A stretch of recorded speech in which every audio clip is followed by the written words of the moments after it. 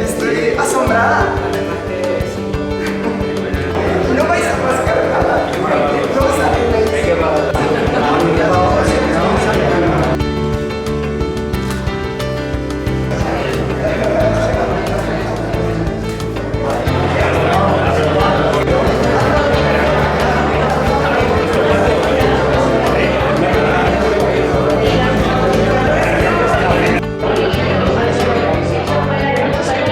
Preparando para el año que viene, mira, me da 25 años. 40 años. Perdona por el asalto, ¿eh? No, tranquilo.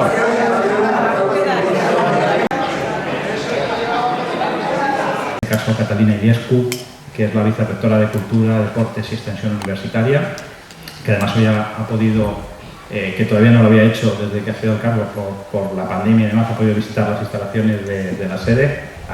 Te agradezco la visita. Y a Pedro Payá, director de la SEU. Bueno, pues ellos son la otra pata necesaria para contar con esto. La tercera pata, como siempre, es Caixa Petrero y su obra social. Gracias, Lola, que estás hoy aquí en representación, que colabora con la Concejalía de Cultura para que en el MAS 35 años pues tengamos estas fantásticas conferencias a disfrutar aquí en nuestro pueblo. Y bueno, pues creo que hoy es momento de disfrutar. Además, acompaña en la mesa para terminar de redondear una fantástica presentadora como Raquel, con una amplia y dilatada experiencia que todos los que la conocéis ya sabéis por su trabajo, y que bueno, pues está también muy relacionado con lo que hoy nos va a enseñar Gervasio. No me extiendo más, Catalina. Muchas gracias. Es emocionante recordar que hace un año, Gervasio, inaugurábamos en el MUA, en el Museo de la Universidad de Alicante, su exposición Sarajevo, Guerra y Paz.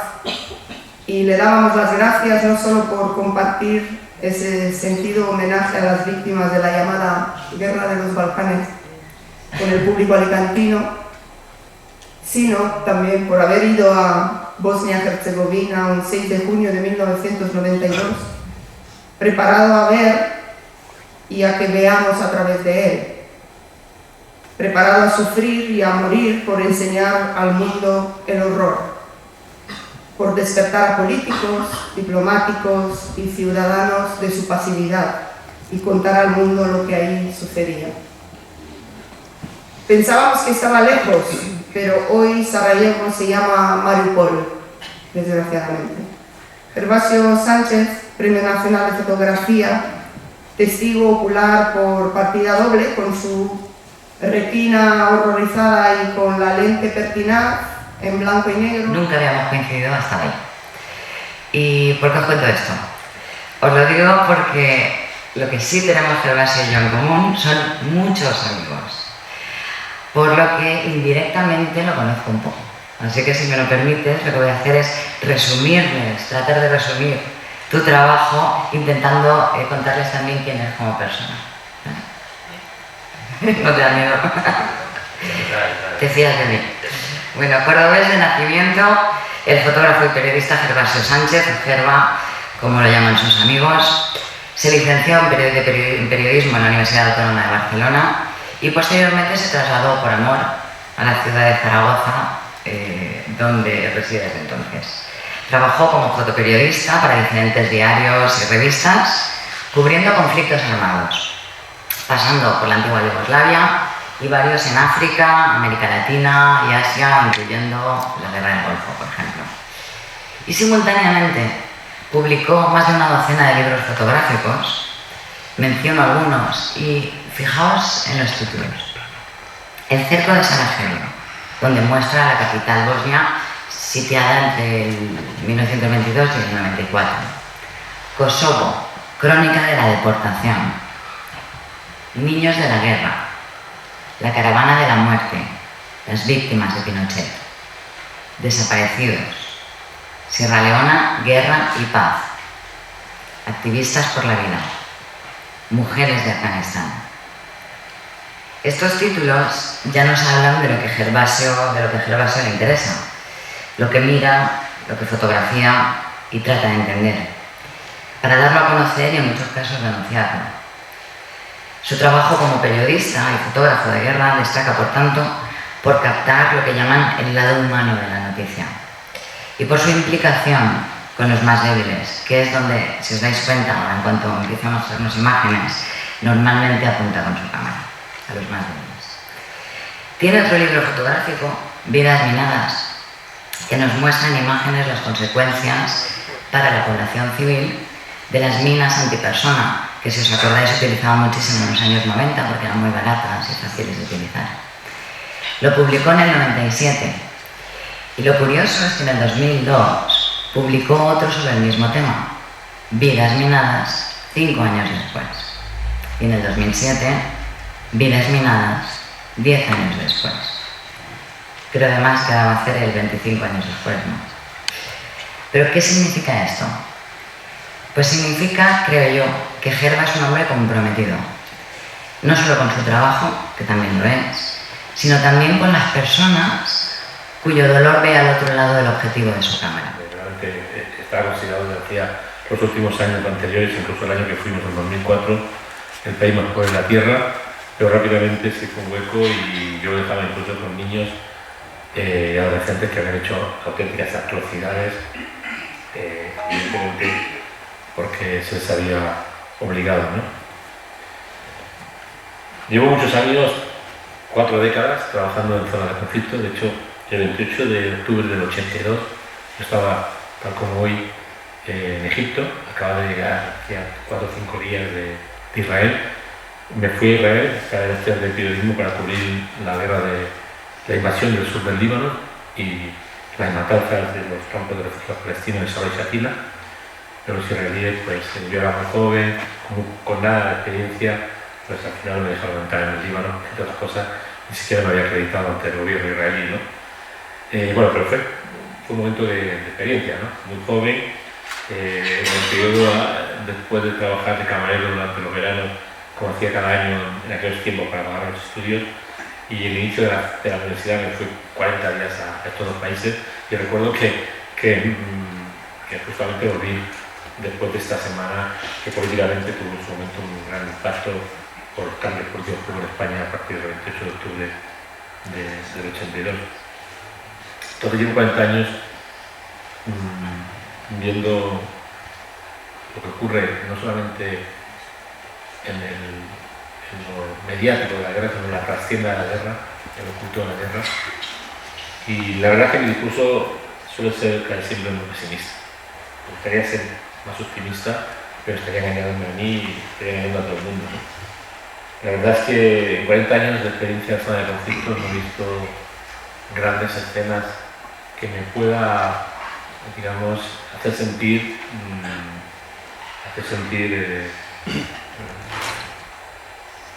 o sea, sentirme realizado como ser humano. He visto lo peor, sobre todo la guerra. Después, ya las guerras, ya parece quizás un poco más un ser humano más humano, para la redundancia. Pero he conocido muy buena gente que prefiera morir antes de matar. La mayoría de la gente que yo he conocido mata antes de morir. Y esto que puede parecer una declaración extremadamente ofensiva, en realidad es pura supervivencia. La gente mata para sobrevivir, pero no desde ahora, desde los tiempos inmemoriales. El año pasado publiqué un libro, Violencia, Mujeres y Guerra, que es difícil ya de adquirir porque se agotó rápidamente. Un libro fotográfico donde recogía imágenes desde 1984 hasta el año 2017 de 26 conflictos armados. Cuando tenía el libro hecho y empecé a contar los conflictos, hasta yo mismo me asusté, ¿no? De haber estado en tantos lugares desastrosos, ¿no? Y realmente en el prólogo de este libro que escribí, lo titulé Saque mi cuerpo de la guerra, porque no es igual ser mujer que hombre de la guerra. Nunca, ni mujer ni menor. La ración de violencia que vas a recibir siempre va a ser mayor.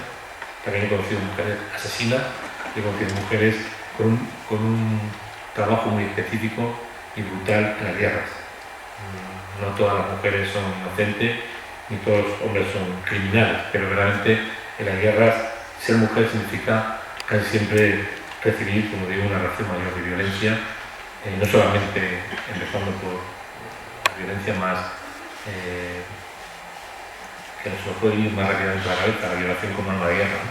Pero también otro tipo de violencias brutales, ¿no? Y en este prólogo saqué Mi cuerpo de la guerra, que en realidad era una campaña en la que yo participé en Colombia, cuando varias ONGs extranjeras e internacionales querían hacer una campaña en Colombia a principios de la década sobre 2010, 2011, 2012, para que los combatientes, los grupos armados, tanto regulares, es decir, el ejército, las policías, como los irregulares, paramilitares y los grupos guerrilleros, no utilizasen la mujer como en sus violencias cotidianas, no violasen a las mujeres, no reclutasen forzosamente a las niñas, y se tituló la campaña Saquen mi cuerpo de la guerra, y mi trabajo fue entrevistar a una veintena de mujeres y niñas violadas por todos los grupos armados que hay, todos los actores armados, o que se llaman actores armados, que hay en Colombia, incluidas las guerrillas, que sí, que seguramente tienen un proyecto de político muy cambiante sobre la realidad, pero a la hora de ejercer la violencia la ejercen igualmente sobre los civiles como la hacen los demás grupos armados, insisto, gubernamentales o antigubernamentales, o progubernamentales o paramilitares. Y en este prólogo, pues buscando información, descubrí que hace 13.400 años, en el Paleolítico, ya se han encontrado restos humanos de violencia de un grupo humano contra otro grupo humano en el Sudán. Es decir, hace 13.400 años un grupo humano aniquiló a otro grupo humano. Los huesos encontrados por los antropólogos, paleontólogos, había señales de violencia en el 70% de los restos.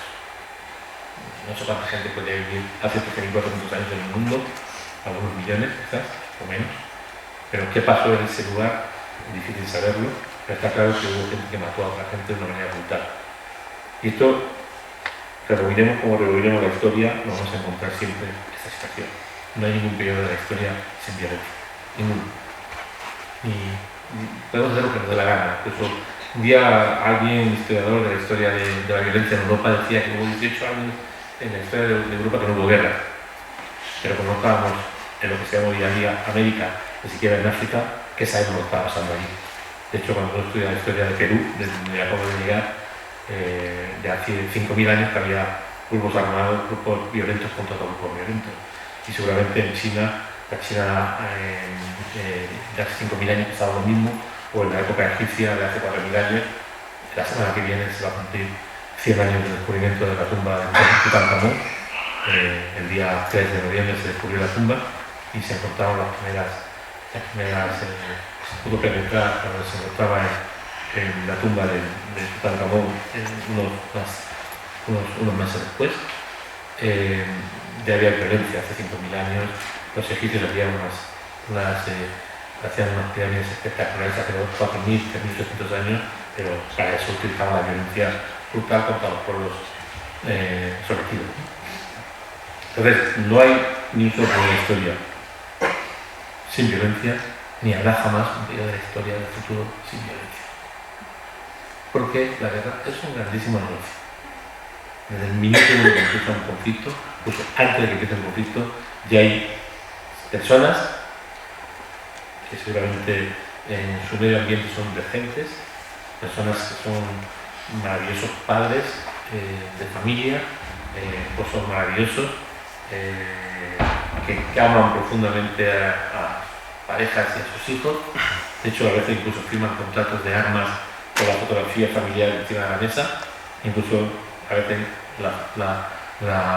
la comunión del niño o del joven de hace 2 meses, un mes o la semana anterior, y firman contratos de muerte, contratos de violencia.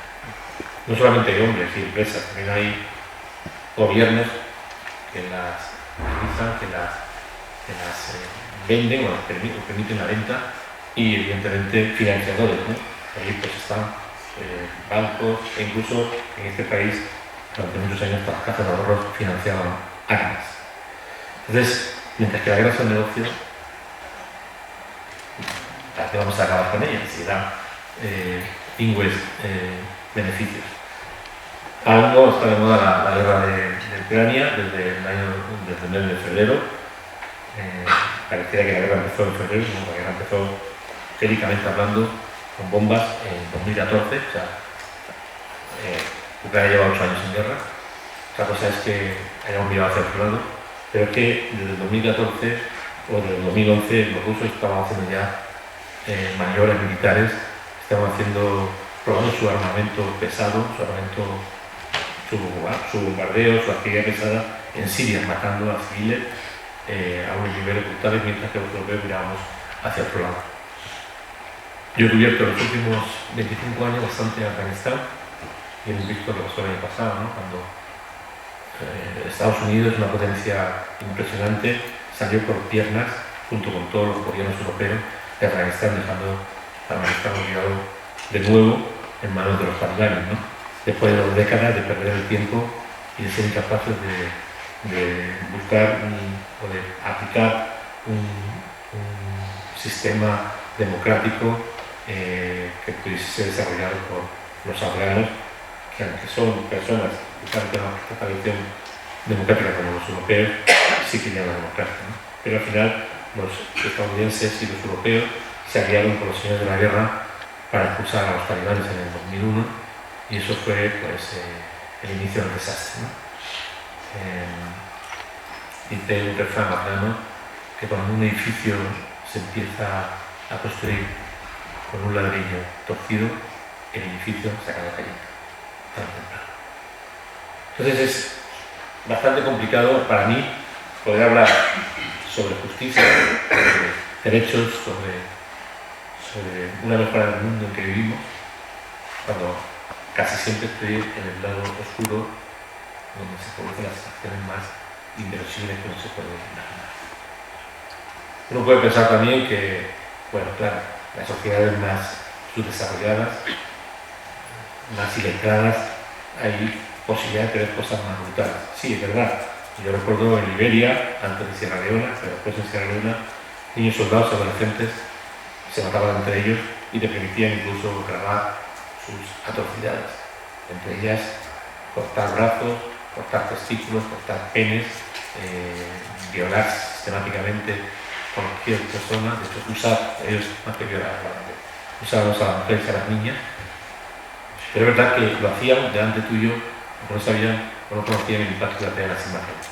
Posiblemente las guerras que yo cubrí en el 90 en África hoy día serían distintas, porque con los WhatsApp, con la tecnología, ya tienen más capacidad de análisis de lo que significan unas imágenes de una violencia brutal como la que viví en el oeste de África o en la región de los Grandes Lagos, o el desastre de Ruanda en los 90, o tragedias brutales de algunas como Sudán, Somalia o otros lugares como el Congo, donde también ha habido muchísimas violencias. De hecho, casi siempre que hay violencia es porque en el país donde se está desarrollando esa violencia hay minerales estratégicos para la industria aeroespacial, para la industria telefónica, petróleo, gas, diamantes llamados de sangre, no de sangre, no importa, y casi siempre los países más ricos son los países más embustecidos por la violencia. De hecho, lo mejor que puede pasar a tu país es que no haya ningún tipo de riqueza para que te dejen en paz. Y de hecho, hay pocos países en África tranquilos, pero son siempre los países donde es difícil encontrar algo por lo que matarse. Todo esto ha ocurrido también ante la soberbia de los europeos. Los europeos tenemos una tendencia a mirarse el ombligo, muy ombliguistas. Lo que no nos pasa a nosotros no es historia. De hecho, incluso hemos sido capaces de no matarnos entre nosotros, los franceses y los ingleses contra los españoles, los ingleses y los españoles contra los franceses, con el apoyo de los rusos o el apoyo de los antiguos polacos, los alemanes contra los franceses y los ingleses. Todo esto ocurrió en el siglo XX, ¿no? Después de 2 guerras con decenas de millones de muertos, decidimos no matarnos nunca más. Y hemos conseguido prácticamente que, salvo nuestro patio trasero, Balcanes y Ucrania, no nos matemos entre nosotros.